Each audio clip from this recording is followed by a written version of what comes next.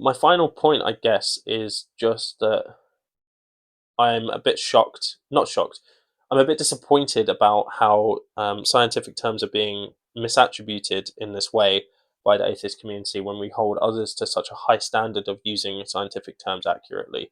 When we think about the words evolution and theory and all these words that get misused because of rhetoric, um, we have a really hard line on making sure people use those words accurately. And it's the same with null hypothesis. Null hypothesis doesn't exist really outside of a scientific framework, a statistical framework.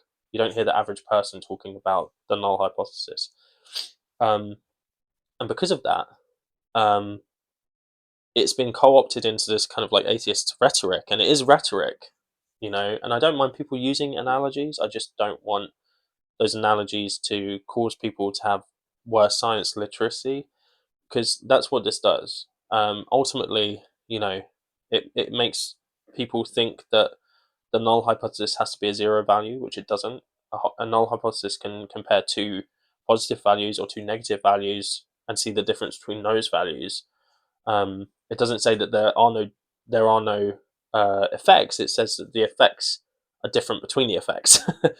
um, it makes people think that scientists don't actively believe things before um, doing it, and makes it seem like the null hypothesis is the only way of doing any kind of scientific research, which isn't true.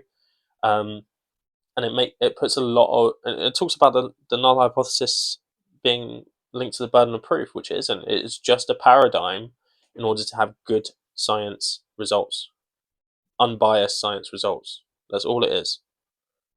Um, it's nothing to do with the burden of proof. There's no one who has the burden in that situation. It's a scientist having a paradigm to make sure that their bias isn't influencing the answer, and that's it. So yeah, those are my thoughts. Um, I don't mind it being used as an analogy as long as it's communicated that it is an analogy, and I think that we ought to hold ourselves to the same standards that we hold other people to.